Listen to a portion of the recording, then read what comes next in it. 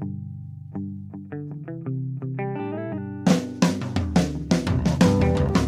only real God is the one that you believe in. Start looking for the God in others.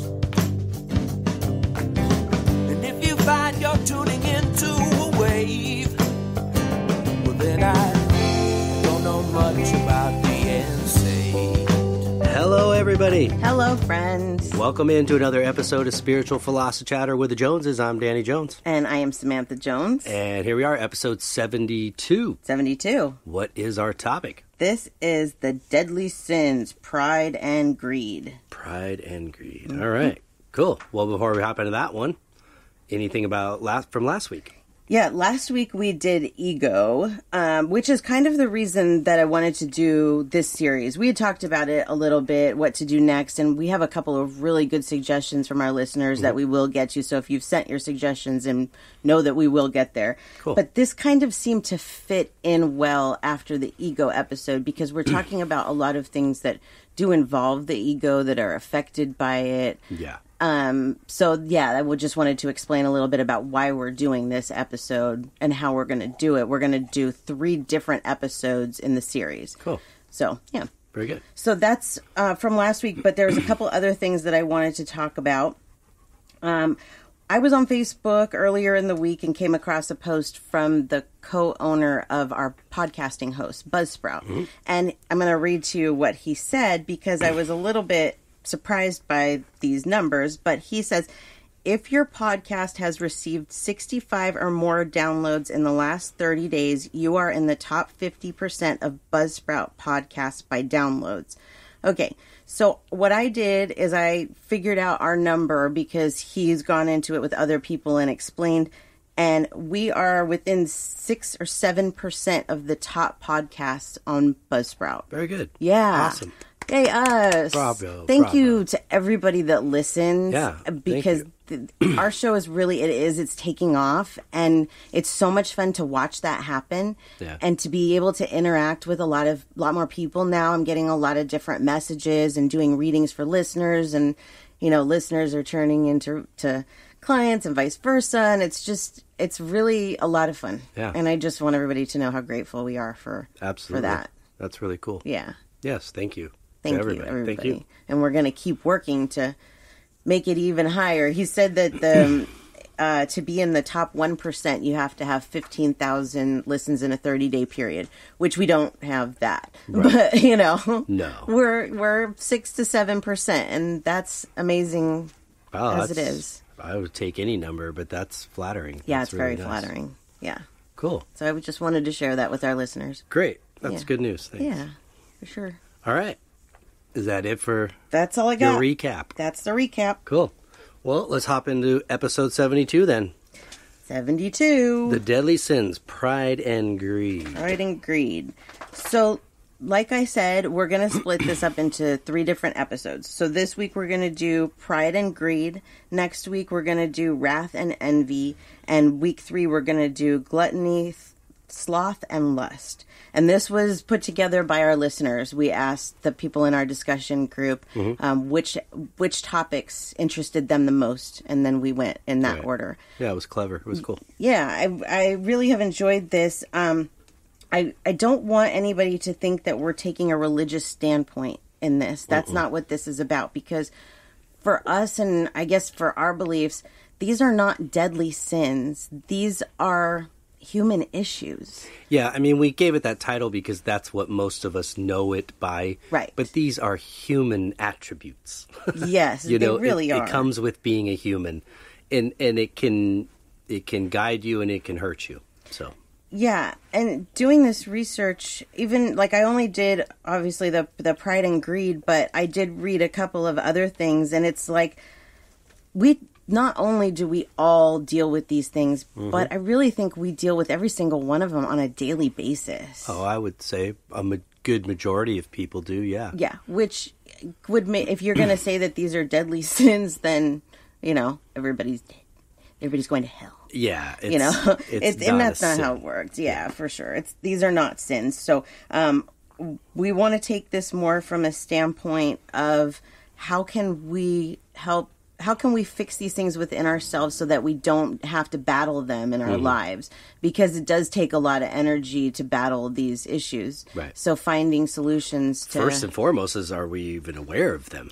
That is very true, because doing some of the research, there were a couple of things that, like, these articles said that I'm sitting here going, I'm not greedy. And then I read things and I'm like, yeah, I do that. And it's humbling, which is part of pride. It is. It's eye-opening to see that, I'm still human and I have to battle these things every day, whether I think I do or not. That's part of the lesson of being here. Right. And even it's a daily gift and it's a daily challenge. Yeah. I mean, that every day you wake up, it is a gift, but it's also a challenge. It is. It's how you react to situations. I think you can take a lot of these different things and if you have a situation that you might react off of, like, I mean, we can't always give to a homeless person or whatever, but if you are walking by a homeless person and you don't give them money, but you're eating your sandwich and talking on your cell phone, there is a greed behind that. Even if, you know what I mean? That's... Yeah, I could see that point, yeah. Yeah. It's not that you have to share with everybody, but, it's about what you do with it, I think, on a normal basis, too. Yeah. Not just, So anyways, let's talk about pride first. And the reason that I want to talk about this is because it is the number one thing that our listeners wanted to talk about, but also because this is the starting point. And it's considered to be the original and worst of the sins, quote unquote. Pride. Because everything stems from the pride. Let's see. The ego stems from the pride. Exactly. So let's see. It really involves a distortion of reality at high levels. So you can have any kind of level of pride, maybe but some of these things they can get pretty extreme. It says, like, in extreme cases, a person believes that they are superior and more important than others and fails to acknowledge others. Right. People with a lot of ego problems are also dangerously corrupt and selfish. They put their needs first, excessive admiration of their own image. These are all things that you find under pride. Yeah. You know what's funny about that word, just in general, the context that we use it in this way. And then, like, you take, instance, a pride of lions. Mm-hmm. Okay? Yeah. That word is almost the opposite for us. Right. We individualize it. Right. We use it in that reference to mean a family. Mm-hmm. That everybody's looking out for one another and protecting one another. Right. We look at it as it's our own little personal bubble. Right. That we use to protect ourselves. That's right. Along with our ego, which can really inflate quickly. Yeah. There was a point in this last week that we were talking about something, and I said to you, that's your ego talking, because we had just done the episode, so it was like fresh on my mind. Mm-hmm. And you said, no, it's not. And I said, you know what? It's not your ego. It's pride. It's pride. It is. It's no matter how small the situation may be, there's always such where we fight it with pride. Right. It's just who we are. We're human. We can't help that sometimes, Yes. I found this interesting. One of the articles that I read said that pride is a gateway sin, so it leads to the other sins. Oh, no. I thought that was so funny. I'm like, oh, it's like a gateway drug. Okay, I get it. It all starts with pride, kids. Don't fall for the pride. Here's your brain on pride, kids. Something else interesting that it said was, this is the devil's most prominent state. So, okay, we don't really believe that there's a devil or a hell. Mm-mm. We really believe that this is kind of hell where we are. This is like the worst it gets, okay? Mm. So this devil of pride, it makes sense. That's the devil itself. Mm. Like, how do I explain this? The devil is our ego. The devil is what makes us do these things, mm-hmm. but it's within us. It's not some separate entity that's, it's within us. Yeah, I think biblically it was sort of mistranslated in that sense that it's an energy. If we are all energy, then that would mean that the devil, if you want to give it that name, is energy. Right. And that energy lurks everywhere, just like positive energy lurks, like from the Creator and God. So that also is within us, the good energy, because we are extensions of God. Right. But there is negative energy, okay? That isn't necessarily of God, but there has to be a balance in the universe. There has to be good and bad. Right. This is how we learn. Yeah. But is the bad really this entity? I don't believe that. No. Yeah, I don't either. I don't believe it for a second. So I believe that is sometimes a crutch we lean on to blame something else for our own actions. Yeah, absolutely. And we don't even realize that we're doing it most of the time. That's something with a lot of these that really you don't, because I think it's kind of bred into us. If we're just taught that this is the natural way that people react, or we're hurt by things, like a lot of people lose trust in situations that they've been in, maybe as a child or whatever, and so then they grow up to have some of these other issues because they're trying to fight and what not they one know, person and exactly not one person that you've ever connected with, be it animals, human, or whatever, has ever contacted you or communicated with you from the other side being hell. No. Okay. Oh no, quite the contrary. Not one of them ever says it's true that exists. They actually, on the contrary, say the opposite. Right.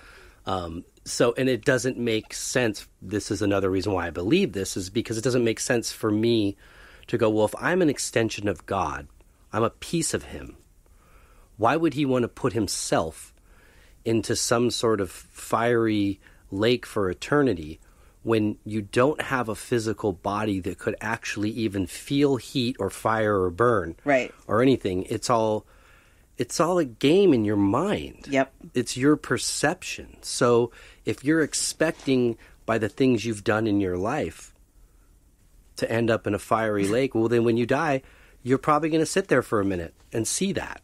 And you'll probably go, uh-oh. And then somebody's going to tap you on the shoulder and say, hey, ding dong, are you ready to leave? Because this is boring. Yeah. Can we move on now? We have work to do. When I do my research, I do it from a lot of different angles. I want to know, like, clinical. I want to know religious. I want to know spiritual. So I visited this one site called deadlysins.com. And this is actually what they said the punishment in hell is for greed. But you're talking about this, so I want to read it now. How they know what the punishment is for greed in hell, I don't know. But this is what they say happens. It says, you will be boiled alive in oil. Wait, there's more.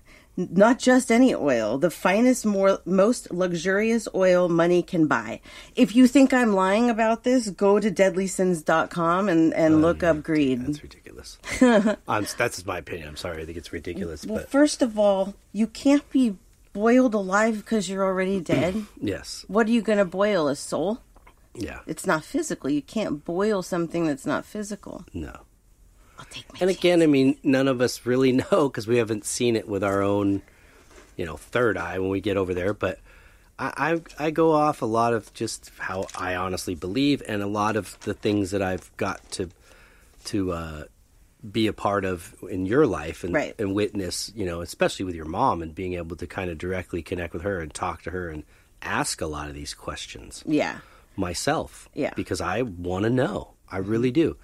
And yeah, a lot of people might be like, oh, okay, so you contacted a spirit and they told you, so now you believe. Well, yeah. I've heard enough that, One of the things that's the truth. Right. Well, one of the things about when we do things like that, when we contact my mom and we have those kinds of sessions, is usually we will find it will find us actually is the proof that what they're telling us is true. Right. And that's coming from other mediums and other spiritual leaders or whatever. And this is information we'll run across later and be like, that's exactly what Mom said. Yeah. I am not this creative. I could not come up with all of this stuff. No. I will tell you that. And it's not just solely just based off your mother. Right. She's a lot of it, but there's others that that I'm able to connect with through you, my ex-mother-in-law, ex-brother-in-law, my family members, a lot of people. Bandmates. Thank you. Forgot that. Just a lot of people that are able to say the same thing. Right. And then getting that confirmation then through other people like Thomas John. Right, exactly. And sitting in the same room with you and sort of going, oh yeah, this isn't baloney. Sense. It's really around us. We just can't see it. So that's where I have to solely rely on the faith. Yes. And going, the more and more you start to think about those things, it doesn't add up for you. No. That you're going to boil in oil and you're going to be in a fiery lake. And no. Just doesn't.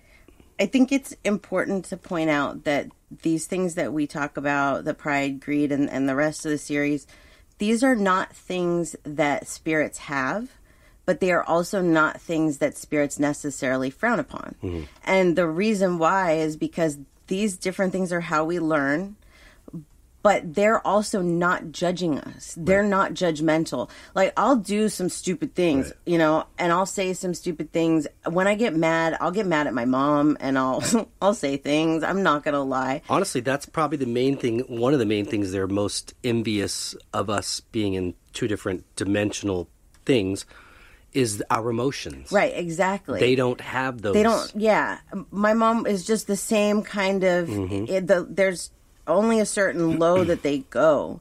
And so when I freak out like that and she's just so calm and so reassuring, it's like, the hell's going on here?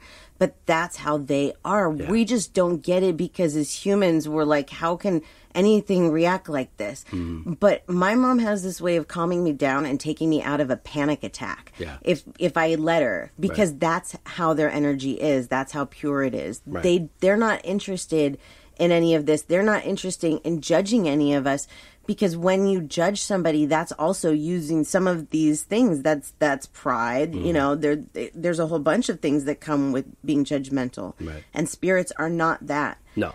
I get a lot of people that I do readings for that when I tell them how their family member is reacting or responding to the questions that they're asking, they don't understand how their family member or friend can be so calm. They at first may not even believe that I've actually connected to that spirit, and I'll give a lot of proof that I am, just so they know that this is how they are now. Yeah. Even my mom was not like she is now, anything like this. No, it's so much. It's all what we wish we could be here. Yeah. And that is patient, loving, compassionate, logical, and reasonable. Right. It's like all there. I think it is illogical for us to think that we can be on their level. I don't know that there's a human alive that is on their level, because we are human and we do have those thoughts. I don't think, would I love to be on their level? Yeah. Will I ever be? Not until I get there. I can't imagine, because they are so pure and, it's a different energy. But that's the way it's supposed to be. If this was heaven, then what's that? Right. Well, and, maybe somebody comes along, again, maybe it could be the second coming of Christ. Maybe it could be somebody else. Right. Mother Teresa, Buddha, any type of kind of figure in the world that could set that example. Right. And show people that you might think as a society this is impossible, but it is not impossible. Yeah. So, and will that person be a martyr all over again, because of what they're standing for? That's possible, but maybe as history repeats itself, and it often does, that will happen again to show humanity there is a way. Right. People that are put here as martyrs, they're put here for that. And I really believe that they understand that. Like, Jesus knew what he was here for. Mother Teresa, I believe she knew what she was here for. Gandhi, all of them, they knew what they're here for.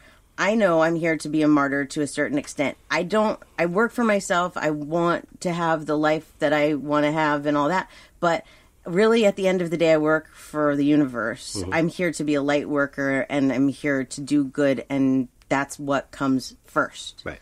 So I am somewhat of a martyr, so I understand that. Yeah, And, I mean, we're like trying to be a worker for humanity and the world, the earth. Yeah, and whatever that means and however we have to show that is how we have to do it. Yeah. You know, and that can be difficult. Just like all these other people, it's difficult. It's hard to put your pride aside. Yeah. You know, here's a good story. Yesterday, I took our daughter to get her hair cut. And this lady is doing the haircuts out of her house because our salons aren't open here. Right. So this was the first time that we had met her, and she did a great job on Marina's hair. It's adorable. I love it. Yeah.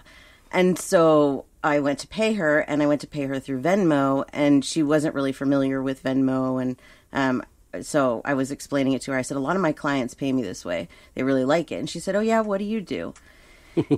And this is probably the first time I've actually had to answer this question since I retired from pet sitting. And it was very difficult. Yeah. And we had talked about it.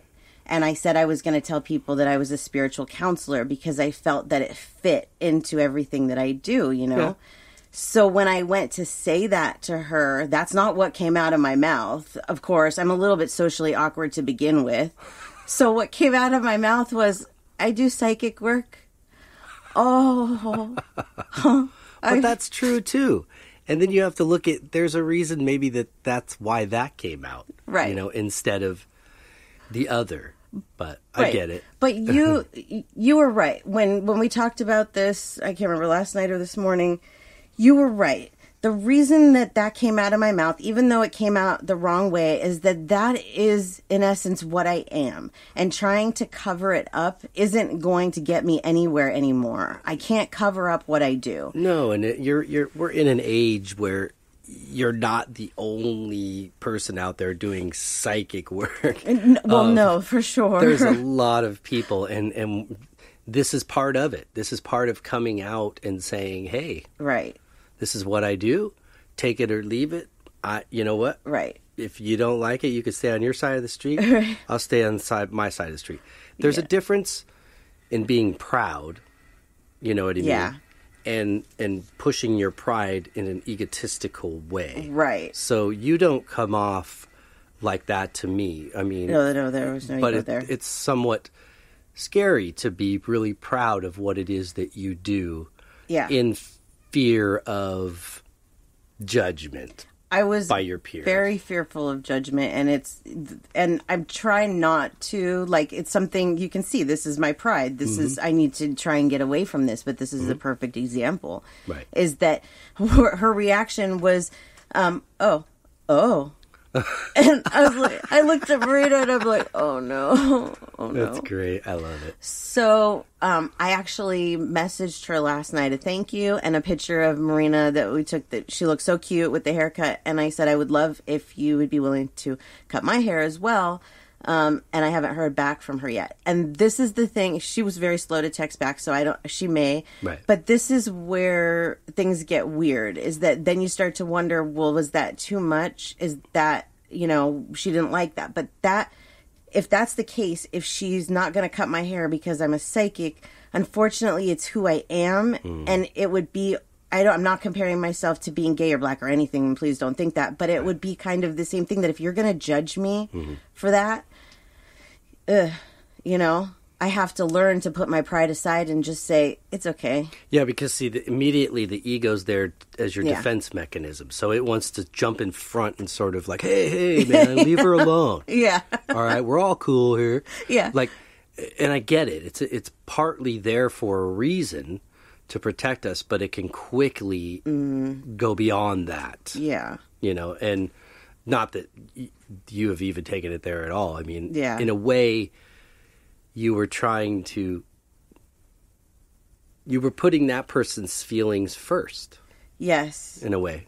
Yeah. It really isn't so much about how I feel afterwards, like, because I guess I don't really care what people think. I don't want to make them uncomfortable. I don't want to put people in a situation that they're uncomfortable to be in the room with me. I feel like that a lot with this ability, that people look at you differently and once they know that you're a psychic, then they think that you're reading their mind, or that you know everything, or, ask you what the lottery numbers are. And it makes people uncomfortable. Yeah. And I get that.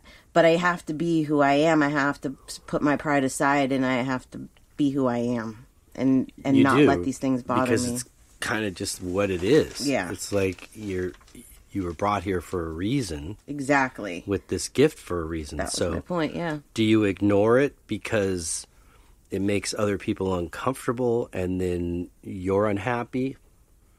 And you're not out there picketing, in people's faces with this kind of pride and ego. You're simply, marketing yourself or promoting yourself within your own arenas. Right. Making yourself available, and people come to you. Right. That's really it. I mean, there's not a lot of shoving anything down anybody's throat at all. No. And I think it's important, like, we have a lot of listeners that are building their abilities, that if you want to tell people, like in this situation, sometimes you will be pushed to tell people because there's a reason why, because they need to know. Yeah. This woman, she may come back to me, and there may be a reason why I told her. I don't know yet. Maybe she's lost somebody, or maybe she could use some help. I don't know. I have no idea. I'll find out, I suppose. Right. But whatever it is, it's not personally about who you are as a person. If she's offended by the fact that I'm a psychic, that has nothing to do with who I am as a person. And so I just want to pass that on to our listeners, because I know that... Yeah, I think it's what you said was actually, like I said, kind of taking her feelings into consideration first, as if like, okay, I don't want to offend somebody or scare somebody because of what I do. Right. But you can't stop being who you are. No. That would be like me saying, well, here we are every week, and I talk about this music that we're making constantly, and people are probably going, yeah, sure, right. But when they hear it, there's going to be a lot of people that probably like it. Yes. And there's going to be probably some people that don't like it. Yeah. Do I stop because the people that don't like it is, you know what I mean? No, that's a perfect analogy too. Yeah. No, I keep going because I'm proud of it. Right. And I love it. And if it's bringing something, if we, as the band and the music, are bringing something to at least one person, that's right, then that's effective. Right. If it's thousands, that'd be wonderful. Right. But just one would be effective. Yeah. So I can't stop just because somebody doesn't like it. And people want to judge for a multitude of their own personal reasons that also involve these sins we're talking about. That's right. Yeah. And you have to separate. That's right. And say, okay, I can't be we are one, but you don't have to be one with that mentality. That's right. Absolutely. So. You know what the opposite of pride is? What? It's humility. It is. And that's what we have to learn to practice in order to squash our pride.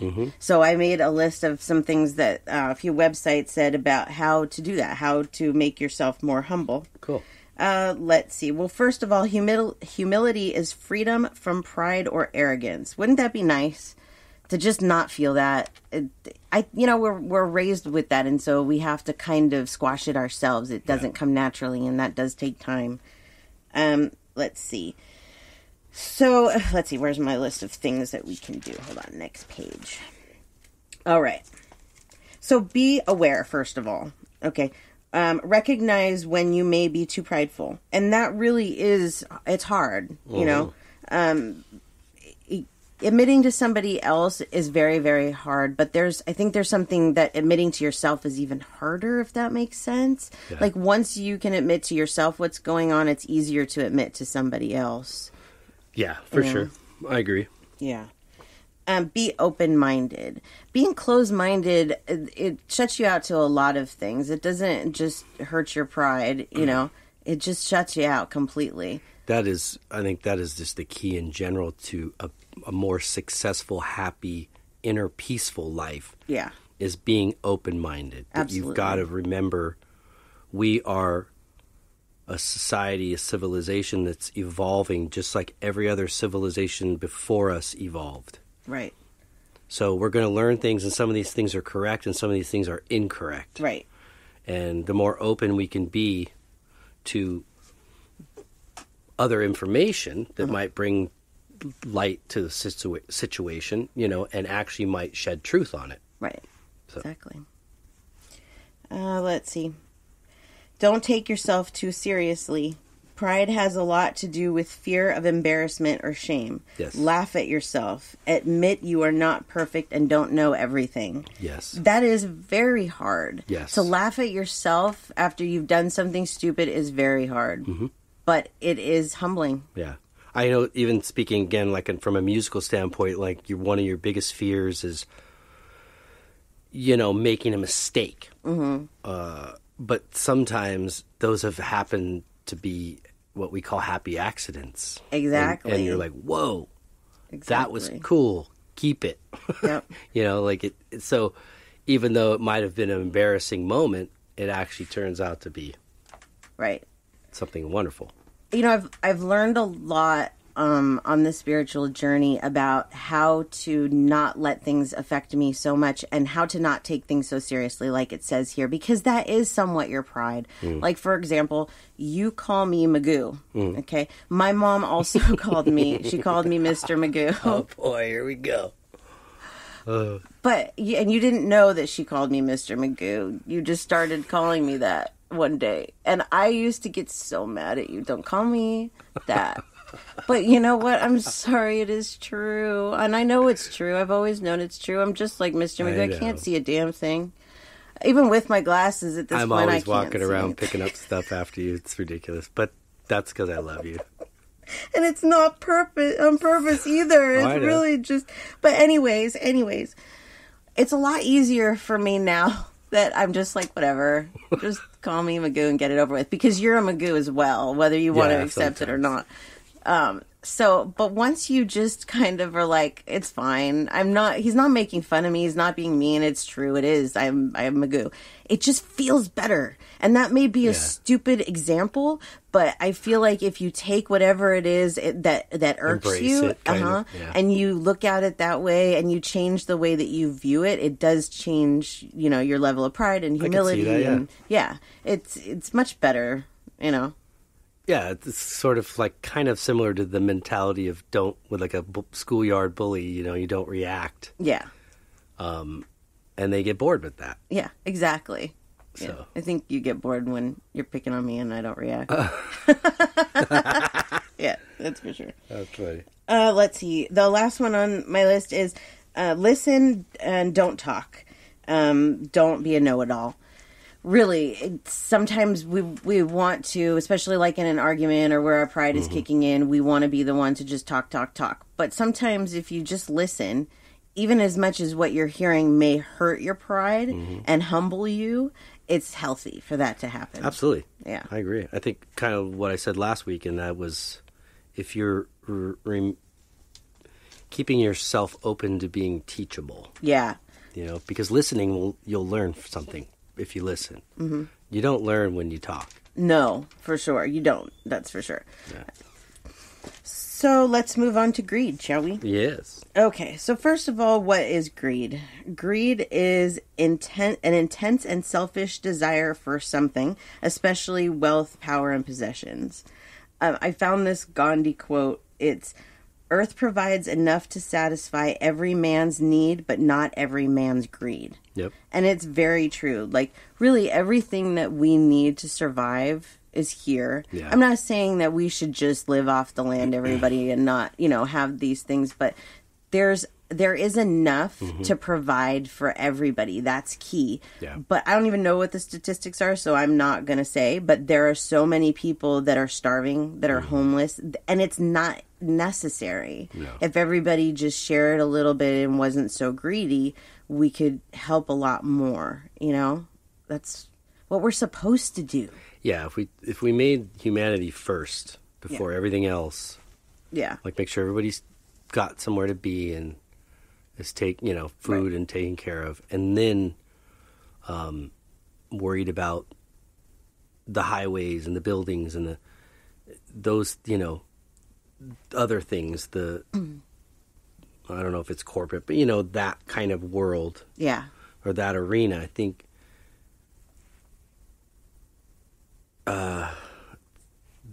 they would help us. They would see that they would help us more, or we would help ourselves more. Right. Because then we're putting love first. Right, absolutely. By taking care of the people first. Right, absolutely. There were some examples of greed, and, you know, when you think about greed, you may think, like, that, I don't know, for me, I think greed is more of, like, trying to have more and more, and you want it all, right? Yeah. But it doesn't have to be about being rich. No. Black Friday is a greed. Oh, yeah. And that was on the list, and I was like, oh, yeah, it is. It's a perfect example. It's a perfect example. People will kill each other for the freaking TV that's like $100 off. Mm-hmm. Why? Right? Yep. Yeah. It's sickening. Yeah. It's embarrassing. It is embarrassing. It really is. More so because it's happening in the country I live in. Right. It's embarrassing. Right. Yeah. A few other things, like with greed, for, you know, if this is a problem or whatever, wanting it all, never being satisfied. Like, you always need the latest of everything, like the newest, the latest smartphone, the upgraded car, a bigger house. It's just never enough, never being able to have enough. I get this, I don't sit still well. I like to move sometimes, and I'm in one of those modes right now. Mm-hmm. And it's not about needing more. That's not it at all. It's just needing, like, a change. But I understand what this is saying, because it's like, if I wanted to move and was looking at, like, a $3 million house that we can't afford because I really want this house, that's greed. You don't need it. What's it for? Do you know what I mean? You and I even talked about possibly once Marina was out on her own, like maybe like a tiny house situation. Right, for where sure. It could be mobile, but, you know, and other things like converting a bus or something. Right. But greed comes in when you're like in your situation and you're not satisfied. Like, I'm satisfied. I'm perfectly content with our life. And that's my point. I don't want more because I'm not content. With somebody that has a lot of greed, when they get something that they want, it's still not enough. Right. They're never content. Yeah, they're never content. It's always, what's coming next? What's the next thing I can buy? You know, or whatever. And that's where it can kind of become, you know, it's not a sin because it's really, it doesn't fit. It's I don't know what you. I wonder what is that? What is that? It's like the mind's way of saying, I can't accept that things will never be better than this. Like, this is just okay. Yeah. Where it is forever. Yeah. It's like certain minds can't accept that. Right. Exactly. Yeah. There's and there is the need, like we talked about, where, you know, we're feeling that it's change for us as far as like location and where we live is coming. And we feel that. You feel it, yeah. We know that. And we're working towards it and been manifesting it and stuff. But that's a need for change. Yeah. And you could look at that even in what I was just describing as still the mind saying, well, this isn't, it can never be good enough. Right. I need change. Right, exactly. So you can maybe obsess on the change part too. Or there's just, that's its way of fooling you. Right. I don't know. Yeah. But yeah.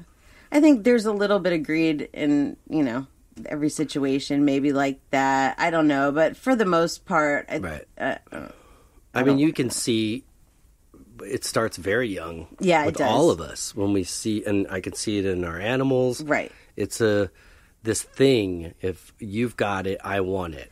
It's funny. I actually was reading in one of these articles. It was like a story that this person was sharing about a situation where the child is opening, like he has a Christmas gift, right? 2-year-old opening a Christmas gift, but the child is tired, not even into it, like bored, you know, yawning. Oh, okay, great, another toy. But parents keep handing more toys, and then the kid's like, what? And more and more and more. Well, by the end of the presents, everything being open, the kid's like, more, and is totally ignoring what he already has, you know? The point being is it's like, it doesn't have to be like that. It doesn't have to be in excess. It's, if you don't need it at that point, or if you don't, like this kid, he wasn't into it. Like, what was the point of pushing it on him? It's not just about the unwrapping. It's about actual using what you have. That's why, like, I'm totally about, instead of doing gifts, like, for Christmas and birthdays and stuff, I prefer to do trips or experiences, because I think that it's better. It's, it's experiences. Things, they don't last. No. If I buy you something, you may not even like it. Right. But if we go somewhere, do something, it's a memory that we have, you know? Yeah, that is a good way to value your money. Yeah. Your hard-earned money is to put it into memories. Right.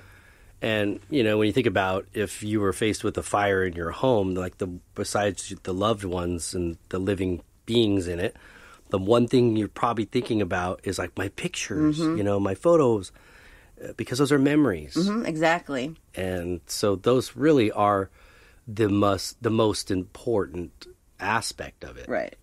As far as if you're going to be greedy about your memories. I want all my memories, but even as we get old, that's impossible to maintain. Yeah. I'm not calling my mom greedy, but I've told you this story probably a million times, but we lived as a kid in a high fire area, and there was one time that we were evacuated, and I started throwing all the photo albums and pictures into bags.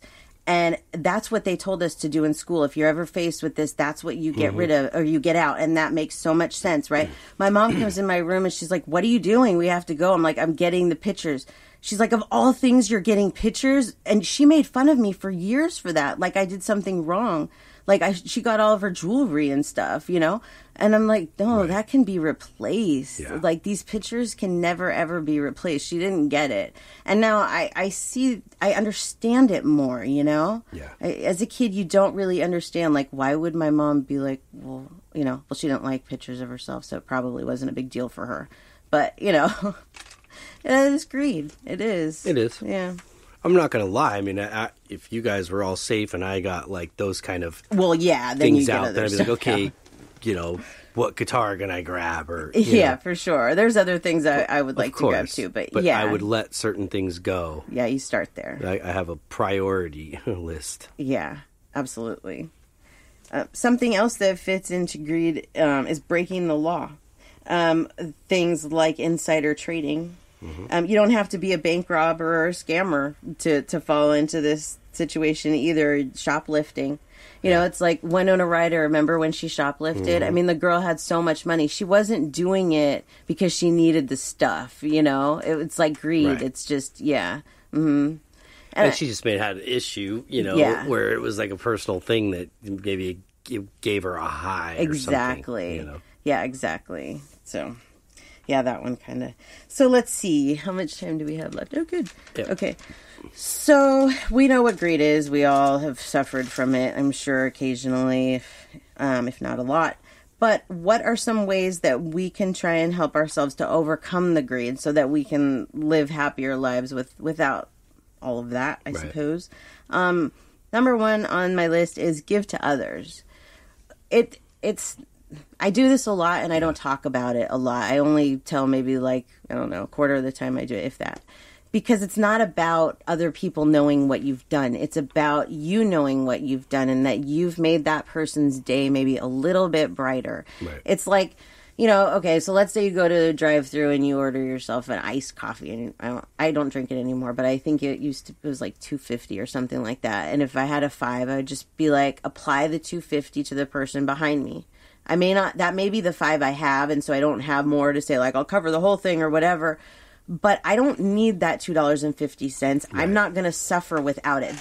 And I'm not telling people that are, really tightly strapped for money to do stuff like this. Right. But if that $2.50 isn't going to hurt you, then pay it forward to somebody else. Right. Because that person might also pay it forward to somebody else. And the amount doesn't really matter. It does not matter. It's the thought, and you can't value the thought. No, you can't. It's just that feeling that you give to somebody. Every time that it happens to me that somebody does something like that for me, my first thought is there's still good people in this world. And I think when more of us have those kinds of thoughts, it helps there to be more good people in this world, because the more good you do, the more good you put out, the more people want to do that as well. Oh, for sure. It just kind of comes with the territory. Let's see. Having a generous spirit and giving back to the world will pay dividends, is a quote that I read. Yeah. Which is true. You're going to feel better, and you're also going to get back. That's the law of attraction. Mm-hmm. You give and you get back. What you know, like, and I'm a sucker for it, but like we watch certain things, you know, like not regularly, but when I've watched them throughout the years, like say Extreme Homes, where they give these families like, you know, a home makeover or a brand new home or Undercover Boss. That's what I was going to say. As soon as you see this person's emotion for what they're being given. Yeah. The humility that comes over somebody. Yeah. That's realizing somebody's not treating them wrong or out of envy or greed or anything. They're actually giving. Right. It will melt any one of our hearts. Yeah. If it was done to us. The problem is it doesn't happen at this point like that for everybody in this world. But it could, is what you're saying. It could start like this. Mm-hmm. Like the movie Pay It Forward, like this chain reaction that it would start to create this to maybe a grander scale of what I was talking about a few minutes ago, and that is making sure that everybody in this planet is taken care of first. Right, exactly. Before we start worrying about, you know. Right. And that might seem like a huge pipe dream, but it's not impossible. It's not. There's just too many people that are me. Yeah. It's all about me. And if you just take a little bit of that and put it towards somebody else and not make it so me, it feels good. It really does. It feels good to give to somebody that, you know, can't give to themselves. Right.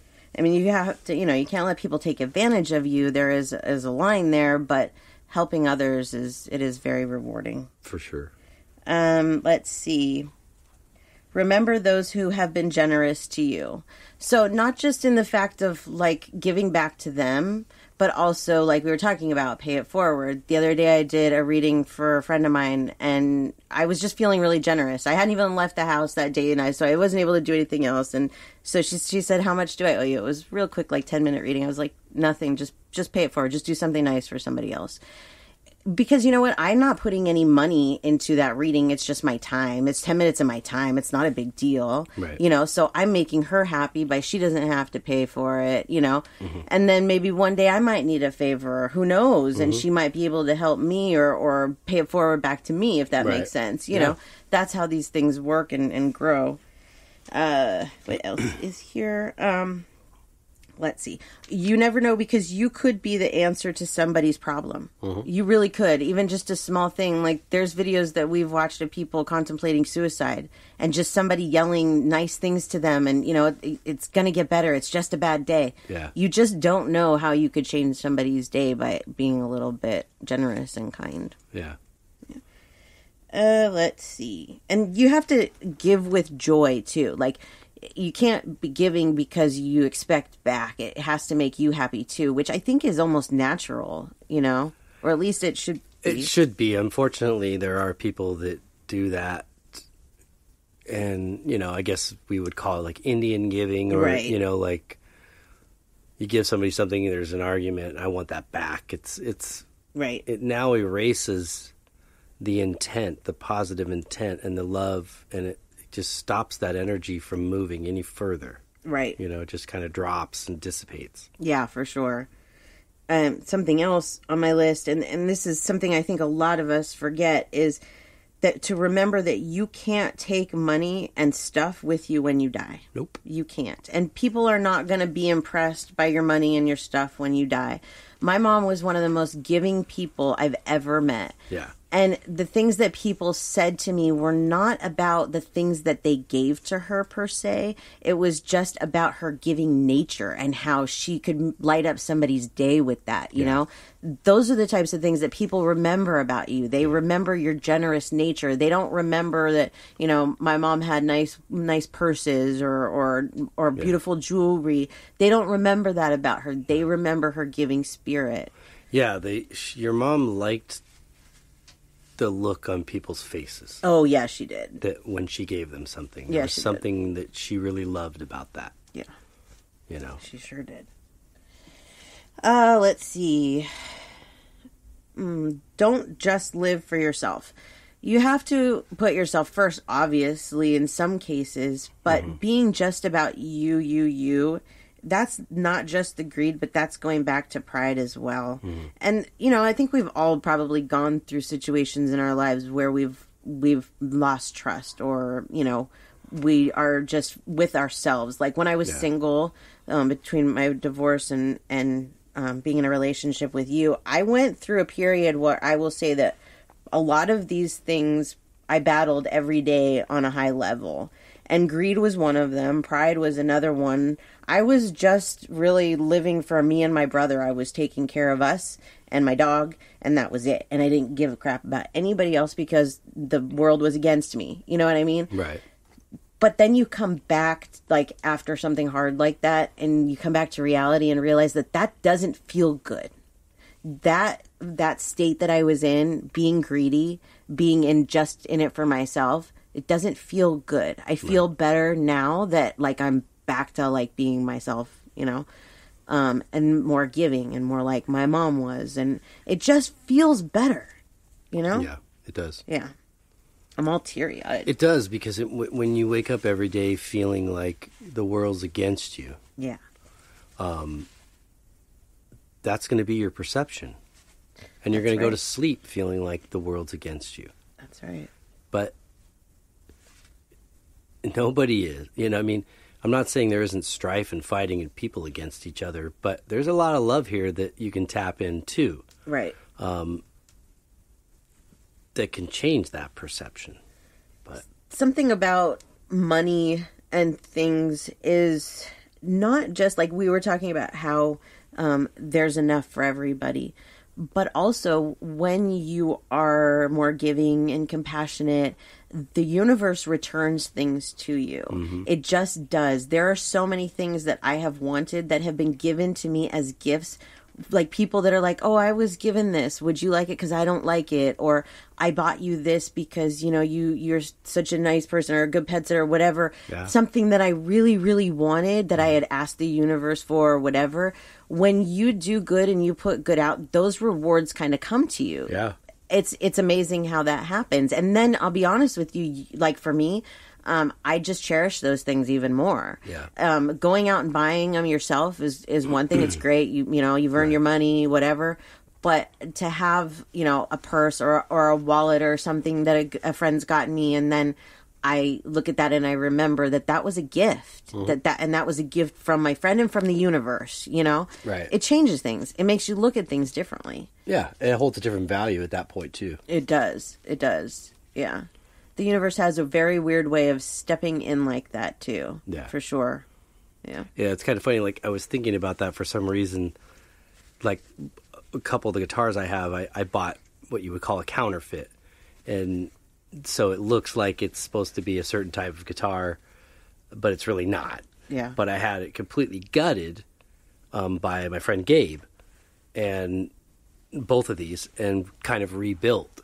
And even though they don't hold the same value as the real ones, which I do have also, it has a different value. It has a sentimental value because it feels like a connection, a custom, but like a connection that I had too with Gabe, where we were worked on that together. Well, he worked on it, but you know, it was just basically like my vision and, hey man, can you help me see this through? Yeah. And it was like we did it essentially kind of together, and so it pops up on memories and stuff, and he'll share it, and I was thinking about that one day. I'm like, oh, when it comes to like when I finally retire or whatever, and I'm just you and I and living in a little tiny house. I'm probably not going to need all these. Right. So which one will I want to keep? And I was like, Right. well, that one, I was thinking about them like, well, that one's, at least one of those two are neat because they have like a different value. Totally. It's almost like they're almost as cool as the real one. And literally, figuratively, play as good as the real ones. Right. But they're different because it's something we did, So Yeah. I don't know. That was just a weird analogy I had in my head about it. It makes sense. It's a different connection to it. It's a personalized connection to it. My grandfather always told me not to take pictures of things where there was nobody in the picture because you're not making a connection there. Right. And I never understood that until I got older. And I'm going through all these pictures that I took when I was a kid, and it's just scenery and there's nothing. And I'm Right. like, I don't even know where this is. I get it. It gives it that memory, that special touch that is worth more than money. Mm-hmm. It is. That those memories, they're worth more than money. There's a lot of things. Honestly, money is the root of all evil, and it sucks that we even have to have it and that it has to make people so greedy because greed, I mean, really, like, pride is a problem, but greed is what makes a lot of people who they are and do bad things, and it probably has more effect on the bad in the world, I think, than even the pride, like you said. Yeah, it rips families apart. After my mom died, and my family was ripped apart mostly because of money stuff. Like, everybody's so money hungry, and I don't get it. I don't even want it in my life. It's like, it's not important. No, and the bummer is that it's just a reality for all of us that it's required. Yeah. We have to have it in order to survive. Yeah.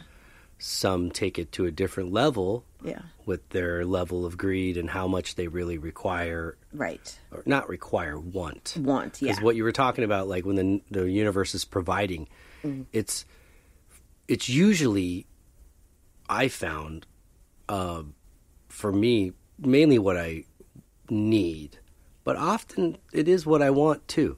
Absolutely. But they usually give me what I need first. That's right. Yeah. And sometimes it can end up being, what you need is what you need and what you want. It's a little of both. Right. Exactly. And a lot of times it comes at the time that it needs to come. Not maybe necessarily when you want it, but like we had a fridge that was just like, it was on the brink of, And we went out and we were looking at fridges, and the universe pointed us in the direction of the one we were supposed to have. Right. I'm telling you, it was like a gift from the universe that we were able to find this one. Yeah. But we needed it. We weren't out looking for refrigerators because, we bought one 2 years ago and we wanted a new one. We needed one so bad, and the universe stepped in and helped us. Yeah. So when you're patient and you wait for something to be a need instead of a want, a lot of times you get something better. Right. And they can both like intertwine and be both, I guess.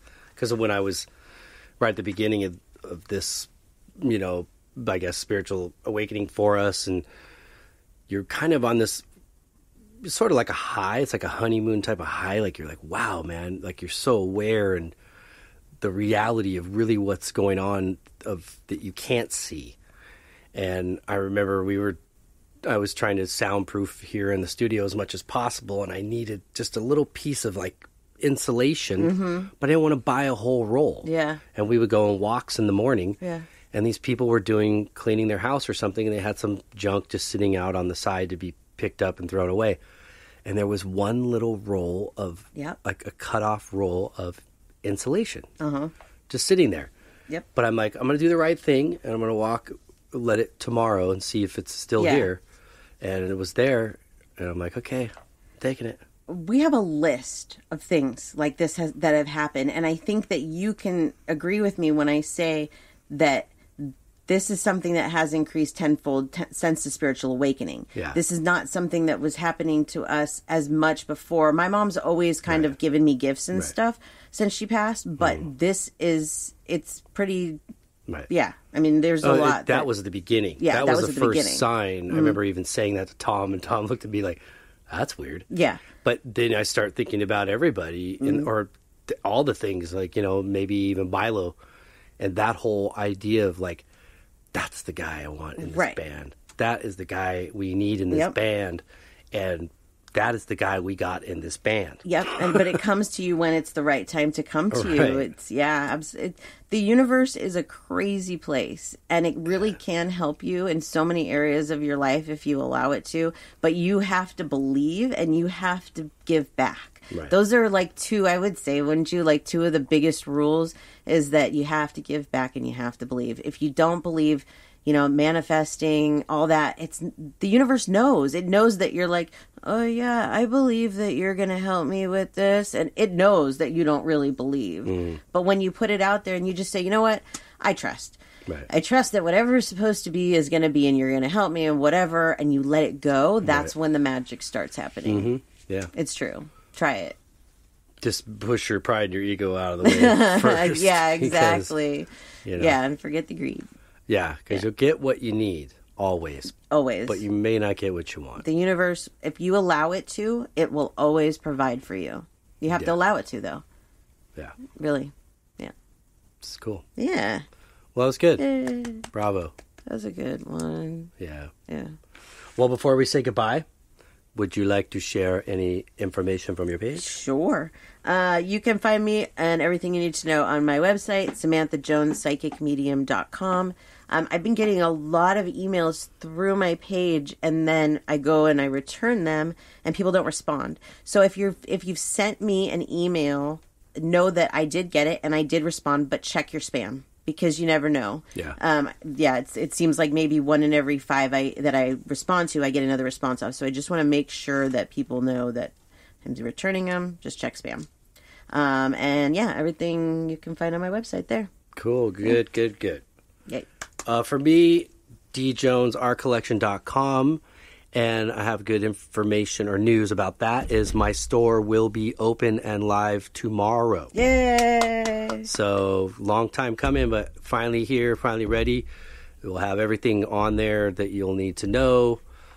So again, djonesartcollection.com. Monday morning, store goes live. It's open. What is the date tomorrow? It is the 31st? August 31st. Yeah, so August 31st. It will be live.